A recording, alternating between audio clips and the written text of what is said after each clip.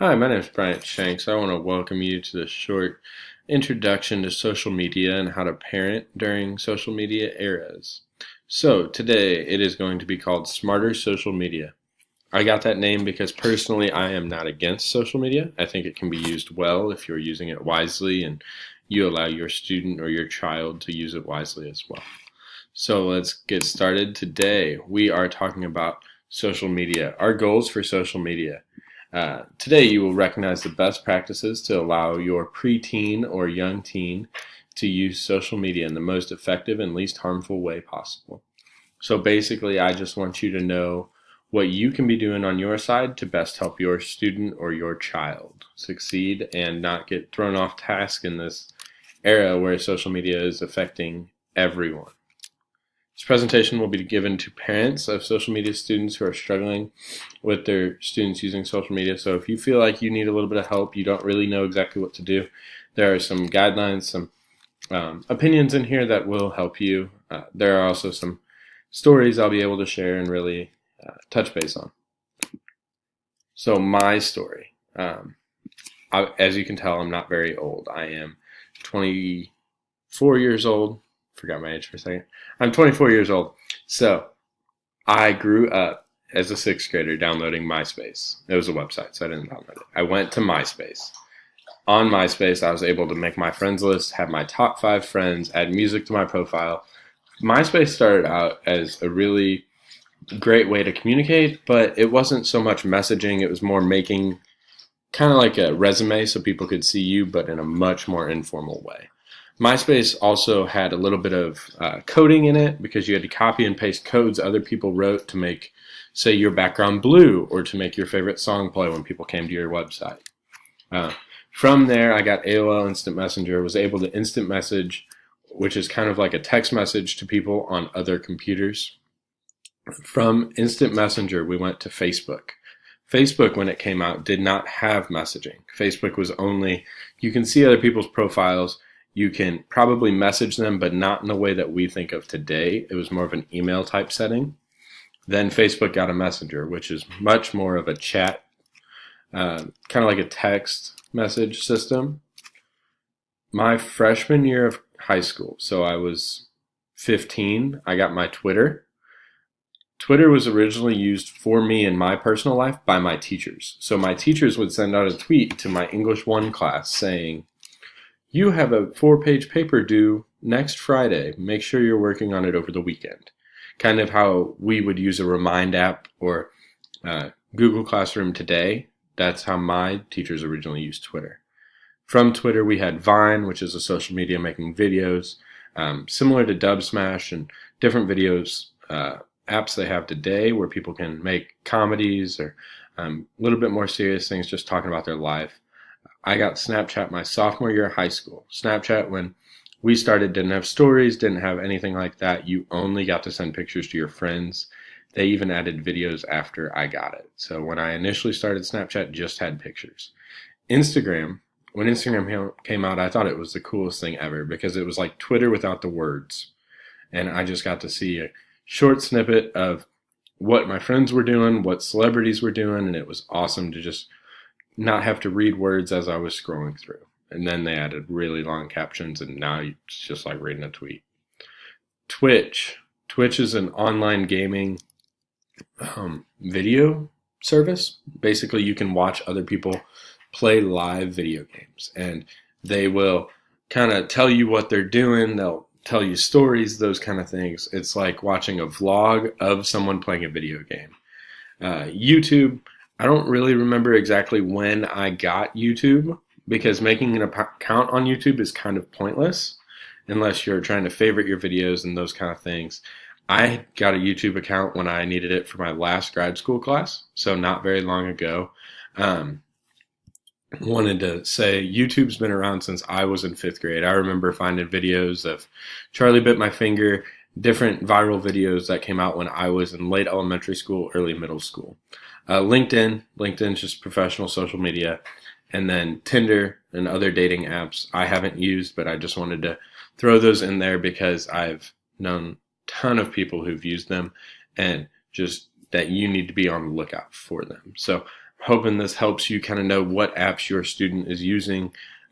These are the apps that I've personally used. Young enough that I consider myself kind of in the social media era. I grew up with social media. It's all I've really ever known. So I thought I would be able to inform a little bit better than someone who might be just joining the party. So some effects of social media. Danger of friends. So I put friends in quotation marks because those people on your friends list on MySpace, the people you're following on Twitter, following on Instagram, or just watching their stories on Snapchat, they aren't really friends of your child or of you. You might know them in passing. You might have liked something they did one time, but it's not really a true friend. And so I wanted to just bring around those dangers, because if you are friends with someone on Facebook, they can see everything you're doing. If you're following someone on Twitter and you let them follow back, they can then see all of your tweets. If you let someone follow back on Instagram, they can see all of your personal pictures. So your student may be friends with people they don't know in real life. I remember when I was in middle school, I was friends with people all over St. Louis, because that's where I'm from, people I had no connection with. I'm sure some people who were just out there catfishing and doing other dangerous activities. So just be careful, be aware of who your students are friends with. Social media has been proven to be more of an entertainment than a social skill. So I don't really need social skills to be able to read about someone's life. That doesn't give me the true social skills that eye-to-eye contact does.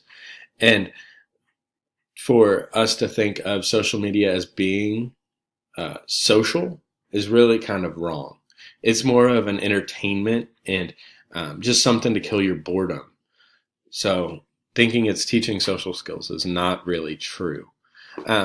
The addiction to screen time, we've seen the dangers of it. We know the effects of it. If you're starting screen time at a really young age, then you're going to be more prone to more screen time in the future. I myself struggle with screen time. I limit it on my phone. I am aware of how often I'm on my phone, on my computer, watching TV, those kind of things. Because when I was in 6th, 7th grade, I was spending 4 or 5 hours on the computer a night. And that really had an effect on me down the road, and I didn't realize it. But now I'm just so much more prone to sit there and waste my time doing those things than if I wouldn't have been allowed to do that. So social media doesn't actually build foundation on friends. So the student will think they have true friends, will think they have great friends because they are friends on social media. They like all their posts. They're making statuses about them. But true friends come out when there's action involved, when you need something and your friend comes to comfort you. That kind of thing doesn't necessarily happen on social media. Students will like or comment on a status or a tweet saying, "Oh, I'm here for you," but that is just lip service, and that isn't actually putting your friendship into action. So be aware of that. And students devalue family, the people they're actually around when they're engulfed in social media and in a virtual reality, virtual world that engulfs us all the time. And the self-view and view of others. I heard it once when I was probably 18, and it stuck with me for past 6 years, but it's you don't compare your life to everyone else's highlight reel. What people put on Facebook is what they want you to see. And I know you can see that, but sometimes our students and our children lose that vision. They think, oh, their life is so great. They only post the most beautiful selfies on Instagram. They always have their hair done. They always are wearing the best clothes. That's not the case. Those are only the pictures that are being posted on social media and what the person who is posting them wants you to think about themselves.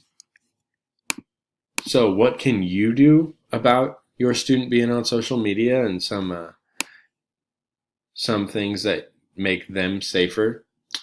You need strong boundaries. So strong boundaries create safer places. The place isn't always going to be the most comfortable, especially if the boundary's been broken before.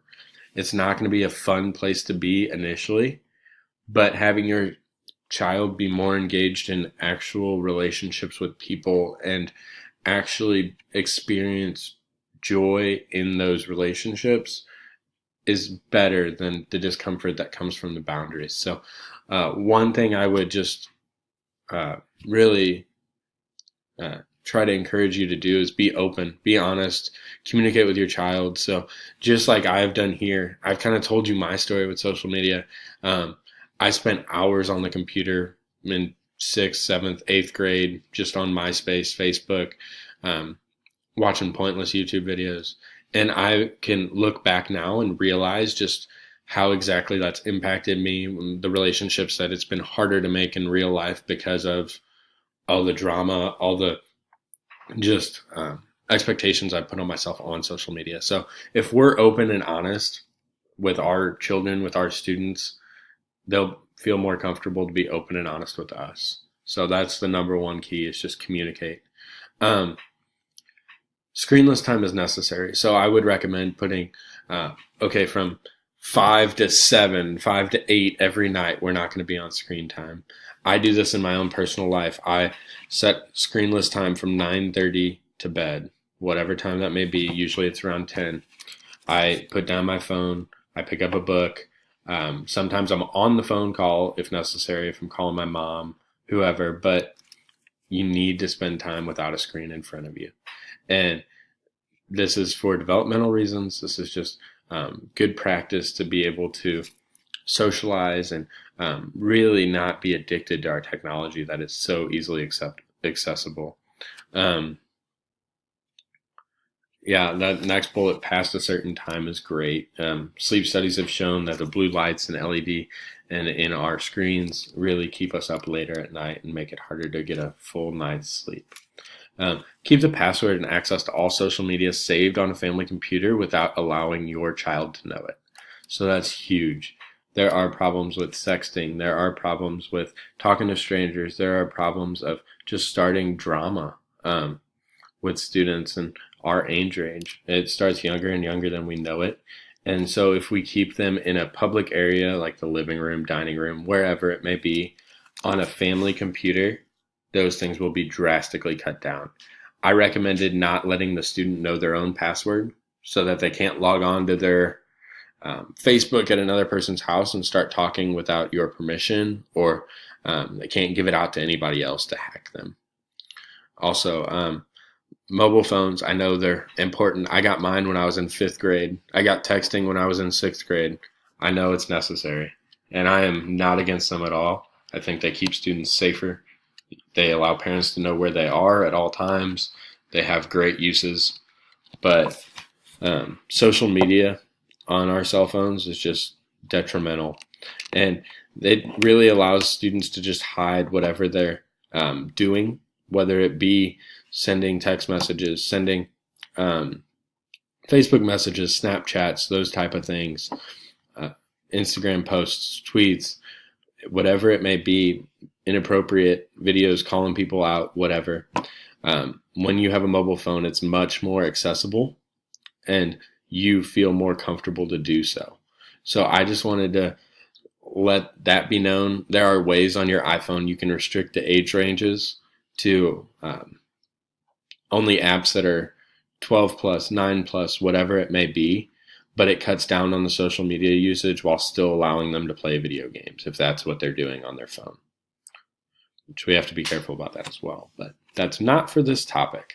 So some great resources I use to compile this data and to really inform my thinking about it and be introspective in that area are right here. Psychology Today and then Your Teen Mag, great resources if you need them.